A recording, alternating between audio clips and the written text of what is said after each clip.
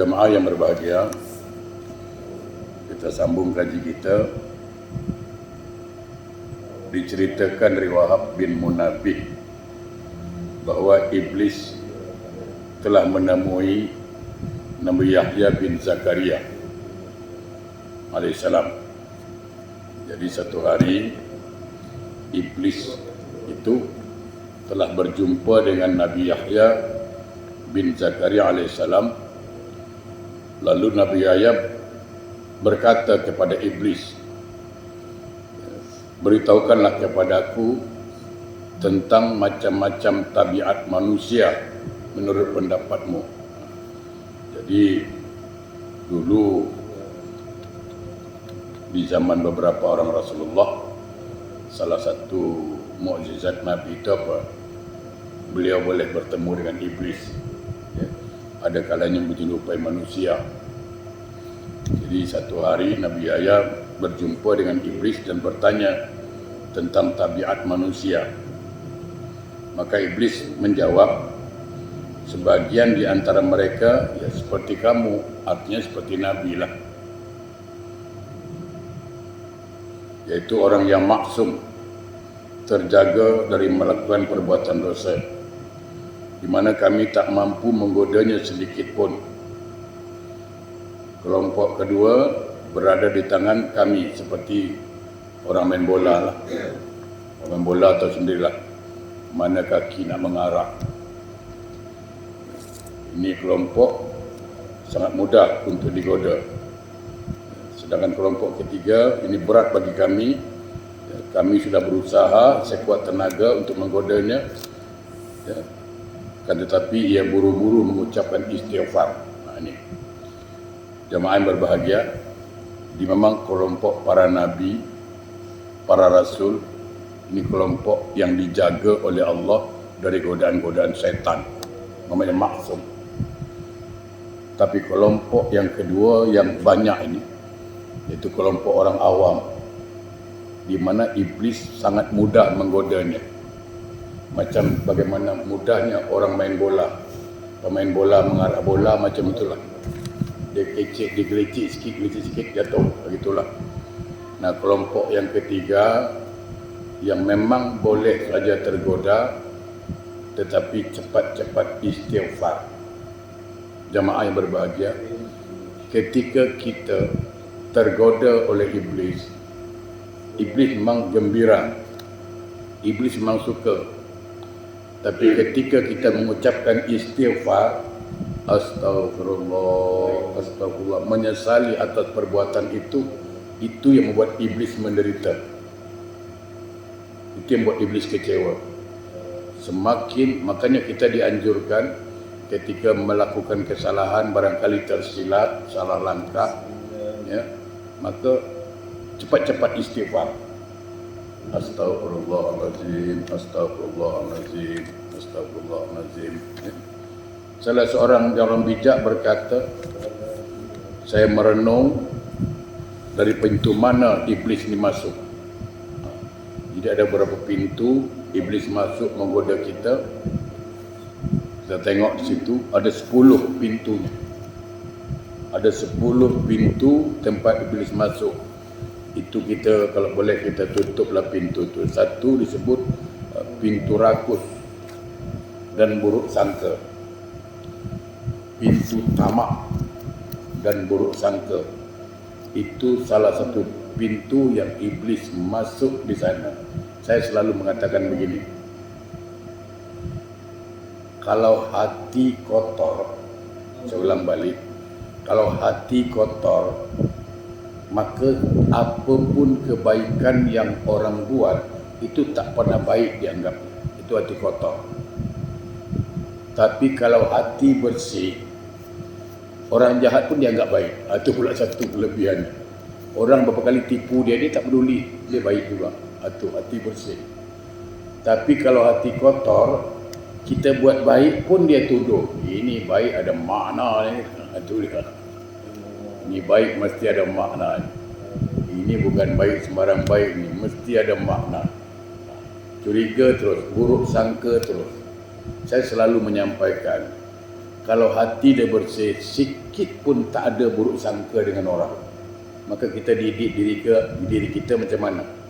Kita didik diri kita, jangan paksa orang berbaik sangka dengan kita.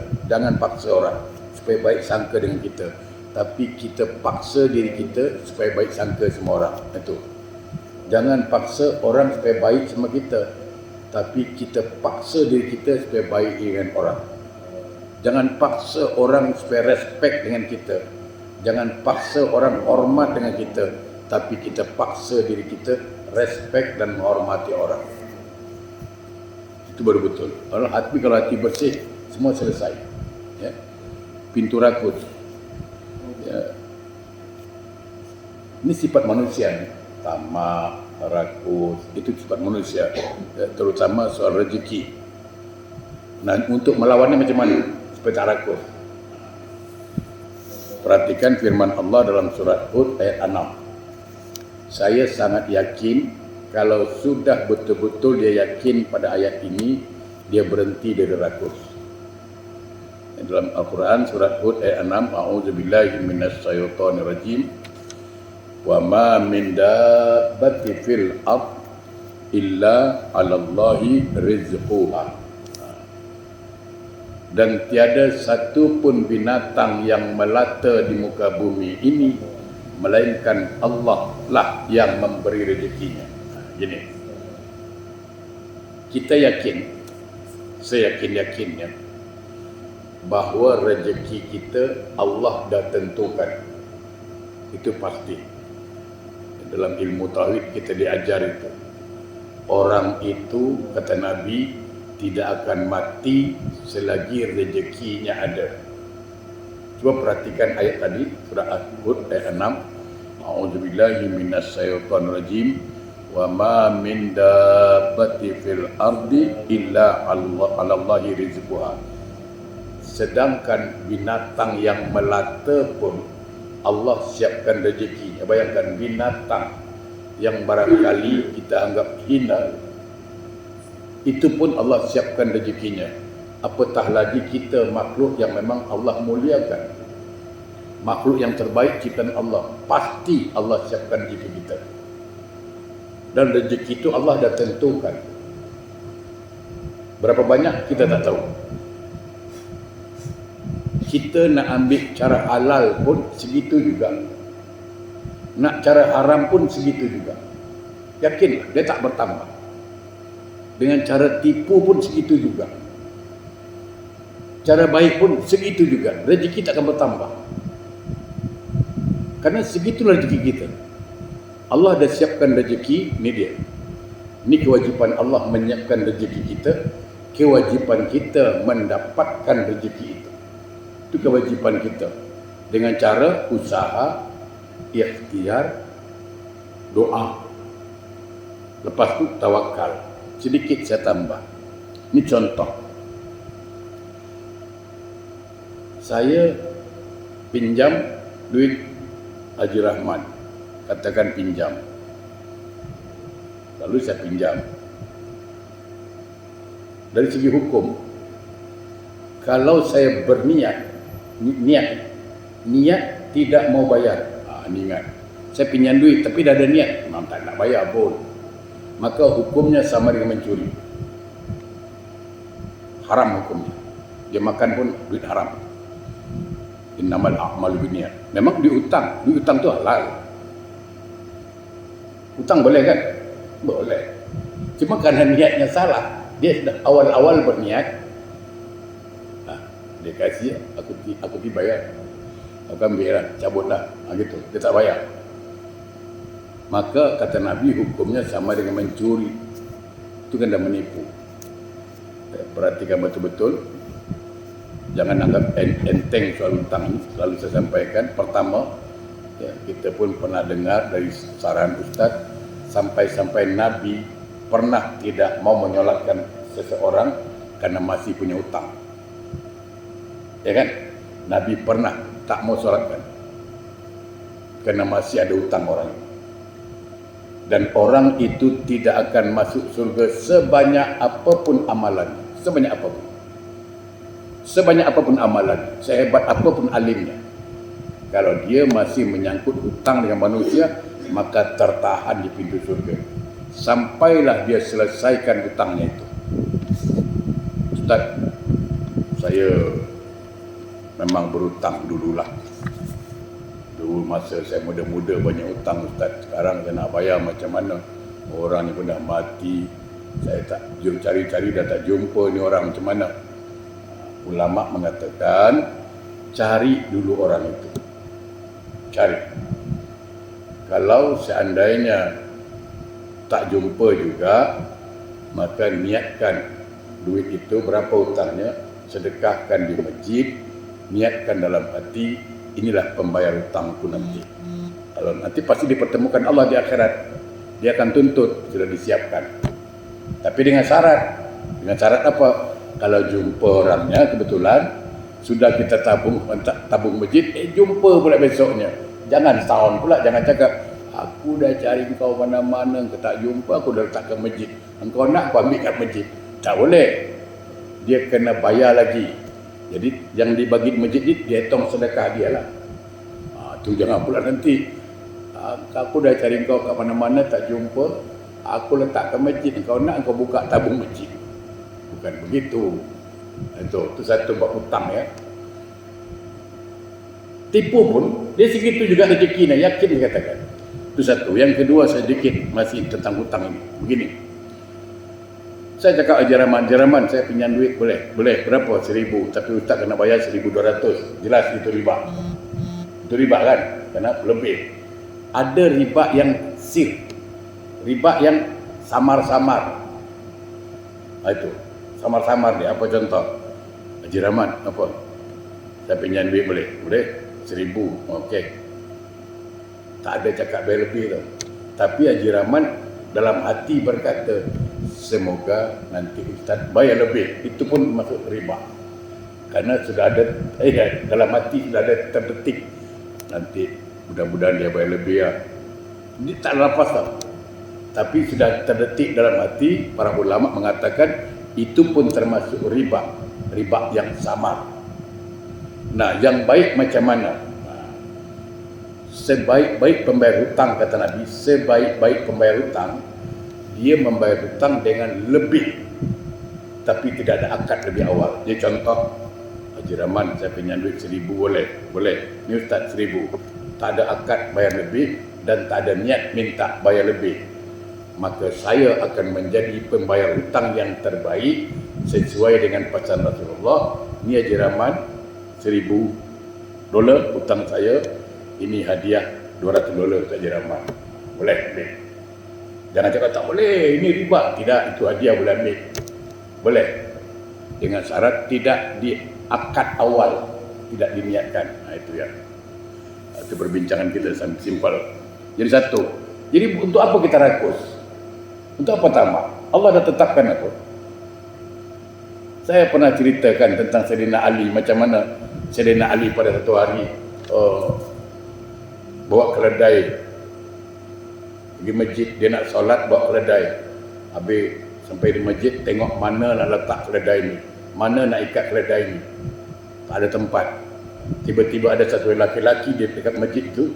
Sayyidina Ali pun tak kenal lelaki itu. Dia bagi tahu lelaki itu apa, wahai anak muda, boleh pegangkan sekejap tak keledai aku, saya nak solat. Ayolah. Laki-laki ni pun tak kenal Sayyidina Ali, Ali pun tak kenal laki-laki ni. Sayyidina Ali pun solat. Sayyidina Ali solat lama sikit lah. Bukan macam Ali kita, solat main cepat aja kan. Lama dia solat.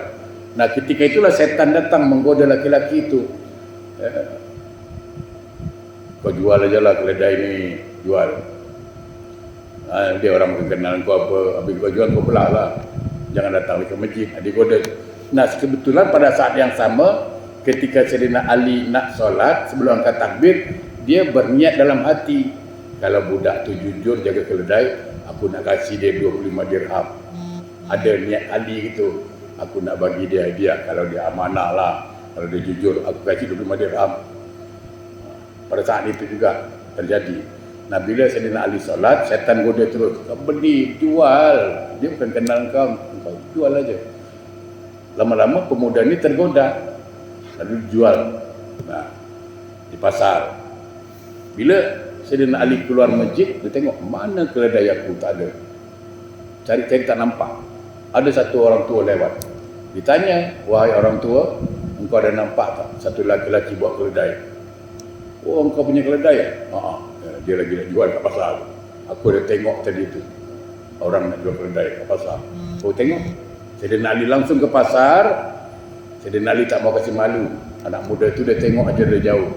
Berapa jual beli? 25 dirham. 25 dirham. Lalu Ali mengatakan apa? Itulah rezeki. Kalau dia sabar aja sikit, 25 dirham halal. Tapi kena tak sabar, 25 dirham haram. Sama yang beli nombor ekor tu tak sabar lah tu. Orang beli nombor ekor tu pasal tak sabar. Dia beli ke tak beli, rezekinya sudah segitu, sudah tetap. Jangan pernah takut. Kata Nabi, orang ini takkan mati selagi rezekinya ada. Apa yang kita risau soal rezeki? Tugas kita usaha mendapatkan rezeki, ikhtiar mendapatkan rezeki, lalu berdoa untuk mendapatkan rezeki. Berapa hasilnya, itulah tawakal. Jangan pula rezeki tak ke mana, rezeki tak ke mana, tapi dia pun tak ke mana juga. Itu bodoh namanya tu. Takkan ada rezeki itu, ya kan? Satu. Jadi sekali lagi, sifat rakus dan tamak itu, sifat iri terhadap rezeki orang lain, itu hapus dengan firman Allah surah Hud ayat 6. Wah, Allah telah menentukan rezeki, binatang melata pun Allah siapkan rezekinya, apatah lagi manusia. Saya ingin katakan apa? Orang kalau tauhidnya mantap, sedikit pun dia tidak akan pernah ragu soal rezeki. Kalau tauhidnya mantap, tapi kalau tauhidnya ragu-ragu, susah. Ya. Allah, satu contoh, saya selalu kasih contoh. Anak kita sekolah rendah, dia tak pernah ragu dengan mak bapak dia, pasti ada makannya, balik mesti makannya. Kerana dia tahu mak bapak dia tanggungjawab kasih makan. Kalau anak aja percaya dengan mak bapak dia kasih makan, takkan kita tak percaya dengan Allah. Allah kasih kita rezeki, pasti saya katakan. Kerana itu tanggungjawab. Satu. Itu, jadi iblis akan masuk dari pintu rakus. Itu makanya sampai berjudi. Itu gara-gara rakus, tamak. Mana ada orang menang kaya kerana judi? Tak ada. Orang kaya kerana judi itu hampir tak pernah jadi. Yang kedua, ingin hidup terus-menerus dan panjang angan-angan. Bukan tak boleh berangan-angan, jangan salah faham, tapi janganlah berlebihan. Tulul amal. Jamaah, orang yang selalu panjang angan-angan, selalunya solat subuhnya ketinggalan. Tulul amal namanya. Nak tidur, berangan-angan nak jadi MP. Sekolah darjah 4 pun tak lulus, nak jadi MP konon. Jadi panjang angan dia masuk akal lah, ya kan? Anak nak macam apa ya, pelakon handsome, tengok bapak dia lah. Bapak dia siapa? Kadang-kadang terlalu panjang angan-angan. Ingat, panjang angan-angan itu salah satu pintu setan masuk menggoda. Padahal mati ini bukan tunggu sakit. Orang sehat pun mati. Mati bukan tunggu kaya. Orang muda pun mati, bukan tunggu orang tua. Orang muda pun mati. Oleh karena itu, pahamkan dengan firman Allah dalam surat Luqman ayat 34. Wa ma na'udzubillahi minasyaitonir rajim. Wa ma tadri nafsun bi ayyi ardin tamut. Dan tiada seorang pun yang dapat mengetahui di bumi mana dia akan mati. Kita tak tahu apakah kita matinya di Singapura atau di Indonesia atau di Malaysia. Belum tahu, ada atau di Mekah. Tak ada yang tahu kita mati di mana. Yang pasti kita mati. Saya ingin jelaskan satu ya. Saya perlu jelaskan tentang kematian sedikit saja. Begini. Orang mati ini kan dua keadaan. Satu husnul khotimah, satu lagi su'ul khatimah. Satu matinya secara baik, ada matinya secara tidak baik. Nah, kita belum tahu apakah akhir hidup kita husnul khatimah atau su'ul khatimah, belum tahu. Ada sebuah hadis yang buat kita berdiri bulu tengkuk. Ya, berdiri bulu tengkuk kalau baca hadis tu. Hadis sahih dalam kitab Al-Azkar. Dikatakan apa? Ada orang yang sudah beramal selama hidupnya, beramal amalan surga. Apa yang dia buat? Semua kebaikan dia buat sehingga orang-orang anggap dia memang ahli surga. Tetapi ending dari kehidupannya itu, akhir dari hidupnya itu, dia buat maksiat. Sedang buat maksiatlah dia mati. Akhirnya apa? Su'ul khatimah, seburuk-buruk akhirat. Tapi sebaliknya ada juga orang yang memang hidupnya selama ini buat jahat. Buat jahat. Mabuk ia, judi ia, pokoknya semua tipu pun dia. Sehingga orang menuduh dia, ini memang ahli neraka budak ni. Tapi tak lama kemudian, di saat umurnya semakin tua, dia taubat dengan sebenar-benar taubat dan taat betul-betul sehingga dia mengamalkan amalan surga, dia meninggal dalam keadaan husnul khatimah. Makanya kita tidak boleh sombong jadi orang. Tidak boleh sombong, saya katakan. Jangan pernah kita lihat ada orang sejahat, ini selalu saya sampaikan, sejahat apapun orang itu, sesamsing apapun dia, jangan pernah katakan dia ahli neraka, kerana pintu surga masih terbuka untuk dia kalau dia bertaubat. Tapi sealim-alimnya kita, sebaik apapun kita, jangan pernah sombong, kerana pintu neraka juga akan terbuka untuk kita kalau kita sombong dan ujub. Nah, bayangkan kita tak tahu ini, tak tahu apakah akhir hidup kita ni husnul khatimah, su'ul khatimah, kan tak tahu. Sekarang mungkin kita solat, betul. Mungkin sekarang kita rajin baca zikir, betul. Tapi endingnya nanti kita tak tahu. Nah, oleh karena itu para ulama mengajarkan bagaimana supaya husnul khatimah. Itu penting. Pertama, di dalam solat diajarkan ada 3 doa pada sujud terakhir itu. Nanti saya dalam grup akan saya kirim doanya itu, nanti saya kirim. Ada 3 doa dipesankan, jangan lupakan waktu sujud terakhir. Untuk apa? Supaya hidup kita husnul khatimah. Apa 3 doa itu? Pertama, Allahumma inni as'aluka husnul khatimah. Yang pertama, Allahumma inni as'aluka husnul khatimah. Allahumma inni as'aluka husnul khatimah. Ya Allah, anugerahkan aku akhir hidup yang baik. Allahumma inni as'aluka husnul khatimah. Baca sujud terakhir. Ya, doa yang kedua apa? Allahumma rzuqni taubatan nasuha qablal maut. Allahumma rzuqni taubatan nasuha qablal maut. Allahumma rzuqni taubatan nasuha qablal maut. Ya Allah, berikan aku rezeki untuk bertaubat kepadamu sebelum maut datang padaku. Beri aku kesempatan untuk bertaubat sebelum mati datang kepadaku. Allahumma rzuqni taubatan nasuha qablal maut.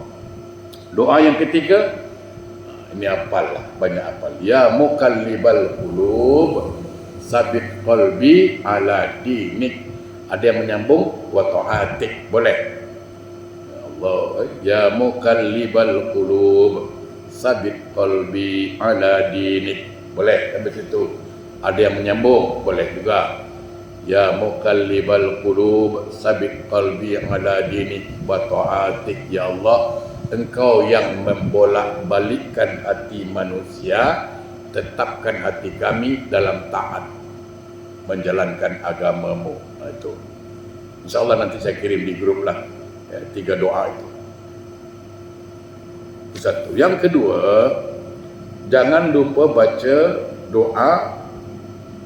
Selalu baca doa itu. Rabbana la tuzigh qulubana ba'da idh hadaitana wa hab lana min ladunka rahmah innaka antal wahhab. Ya Allah, jangan Engkau palingkan hati kami setelah Engkau beri petunjuk, karena Engkau sebaik-baik pemberi petunjuk. Dan kita khawatir sekarang kita Allah beri petunjuk, khawatir nanti ending last minute dipalingkan. Macam Nabi Adam kan pertama dapat petunjuk, sekali setan goda dia dah buat melanggar aturan Allah.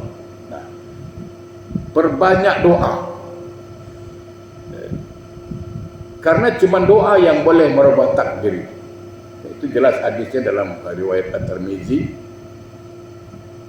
Tak salah saya riwayat At-Tirmizi.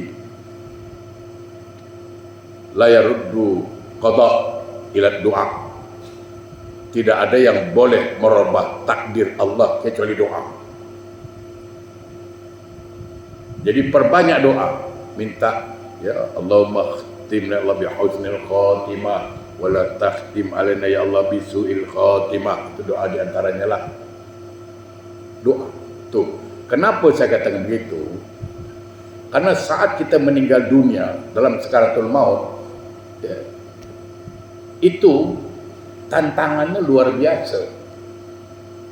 Banyak riwayat yang cerita, ada yang datang, mula-mula datang wajah bapak kita. Memang macam bapak kita yang sebenarnya, iblis yang datang. Wajah macam bapak kita betul. Dia mulai goda tu. Anakku, kau ingat tak bapak ni? Kita pun ingat bapak. Bapak dulu mati dalam Islam, tak betul, sakit. Engkau mati macam Yahudi baik, macam Nasrani bagus. Janganlah mati. Dia goda-goda lah. Itu yang kalau kita tak kuat iman, tergoda. Bapak takkan tak percaya. Kalau bapak itu nanti berhasil kita lawan, datang pula wajah mak datang.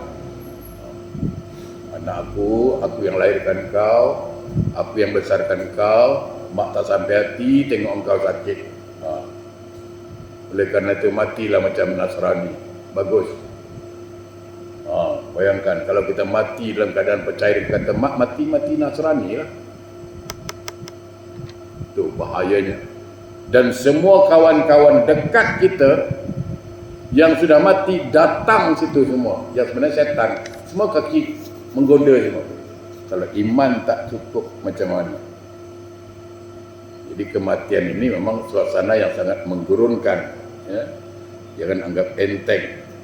Nah, yang terakhir kata ulama, bersihkan hati.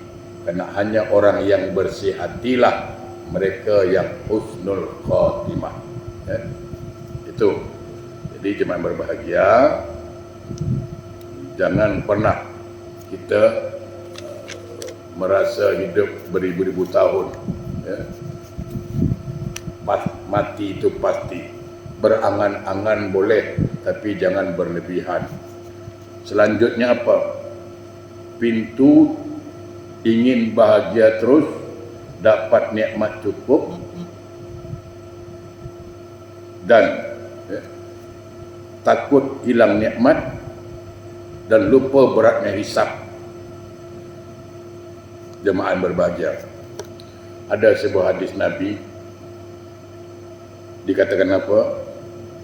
La tazulu abdun yaumal qiyamah hatta yas'ala arba'. Tidak berganjak telapak kaki seorang hamba di akhirat kecuali ditanya 4. Umurmu kemana kau habiskan? Umur kemana dihabiskan? Badanmu kemana kau habiskan? Itu ditanya. Ilmu kemana kau amalkan?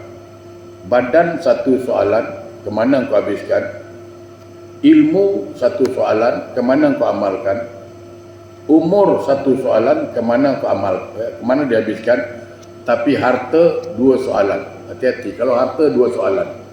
Aina iktasabahu wa fima anfaqahu. Itu harta di mana engkau dapat, dari mana engkau dapat, dan ke mana engkau belanjakan. Jadi pada saat itu orang kaya memang kalang kabut lah di akhirat. Kalang kabut. Bahkan orang kaya mengatakan apa? Kalau aku tahu beratnya hisab ini, beratnya hitungan ini, tak apalah aku miskin dulu di dunia. Sampai begitu cakap. Tapi dah terlambat lah. Ingin nikmat terus. Saya jelaskan dulu tentang nikmat ini. Ya. Pemberian Allah ini ada dua. Saya minum dulu biar semangat sikit.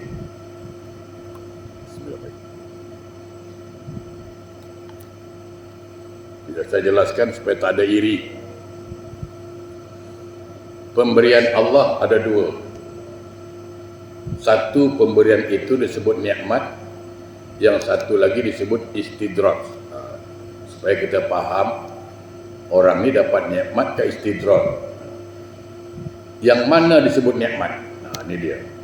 Yang disebut nikmat ialah apabila sesuatu yang Allah berikan kepada kita, kita syukuri dan kita gunakan ke sesuatu yang Allah ridha. Allah kasih rezeki lebih, kita buat ibadah kurban. Rezeki lebih, kita pergi haji, kita bersedekah. Apalagi badan sehat, dia tak lupa solat. Artinya setiap kenikmatan yang Allah berikan, dia amalkan.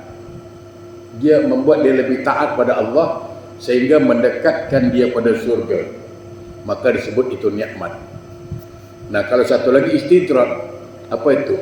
Pemberian yang Allah berikan pada dia membuat dia semakin jauh dari Allah. Memang dia makin kaya, tapi makin maksiat. Dia boleh pergi London, pergi Hong Kong, pergi Australia, tapi tak pernah pergi haji. Bila pergi Australia tiap tahun, London, Paris tiap tahun, tapi bila pergi Hong Kong, pergi haji, belum seruan. Belum seruan. Ya kan? Kita gini-gini ni tiap minggu pergi Holland dulu. Betul tak? Tiap minggu pergi Holland Road lah. Situ ada masjid dulu, sekarang ada roboh. Baik. Jadi kita tak usah cemburu. Walaupun dia kaya, gaji besar, tetapi dia tidak nikmat. Apa? Istidraj. Kita walaupun kecil dapatnya, tapi mendekatkan kita pada surga. Nikmat. Jadi yang muncul apa? Syukur. Syukur. Walaupun dapat sedikit, tapi pemberian Allah itulah yang membuat kita masuk surga. Apa gunanya banyak? Allah kasih banyak, tapi tidak membuat kita masuk surga, tapi membuat kita masuk neraka. Percuma. Ya, maka perhatikan firman Allah dalam surah Al-Hijr ayat 3. A'udzubillahi minasyaitonir rajim. Zarhum ya'kulu wa yatamatta'u wa yulhihimul amalu fasawfa ya'lamun. Biarkanlah mereka di dunia ini makan dan bersenang-senang dan dilalaikan oleh angan-angan kosong, maka kelak mereka akan mengetahui akibat perbuatannya sendiri. Jamaah, ini satu cerita, bukan satu cerita, satu kaedah. Ada yang tanya saya, Ustaz, orang itu kan memang tak pernah sembahyang, Ustaz. Memang, ya, ngaji pun tak tahu, pergi haji tak pernah, tapi pergi London selalu, Paris selalu, tapi Islam, Ustaz. Maksiat dia buat hari-hari. Dia tak sembahyang, Ustaz. Banyak maksiat. Tapi kadang-kadang dia ada buat baik juga, Ustaz. Dia ada tolong jualan sikit anak yatim. Dia ada tolong orang miskin. Satu soalan. Yang kedua, bagaimana orang yang bukan Islam itu pun ada tolong juga. Anak yatim, tolong orang miskin juga. Kira-kira Allah balas tidak? Nah, ini. Jadi begini. Kalau kita lihat Al-Quran, ada sebuah ayat mengatakan apa? A'udzubillahi minasyaitonirrajim. Faman ya'mal mithqala dzarratin khairan yarah. Barang siapa berbuat baik, Allah balas baik. Jadi kalau orang yang bukan Islam, dia buat baik, Allah pasti balas baik. Yang Allah tak kasih pahala. Kalau pahala cuma orang Islam dapat. Jadi kalau orang bukan Islam, dia pun ada bantu orang, tolong orang, kasih anak yatim, tolong orang miskin. Allah balas baik. Allah balas. Bagaimana cara Allah balas baik? Dengan dua. Satu, hidupnya dikasih senang. Hidupnya dikasih senang. Perhatikan orang itu, hidupnya senang.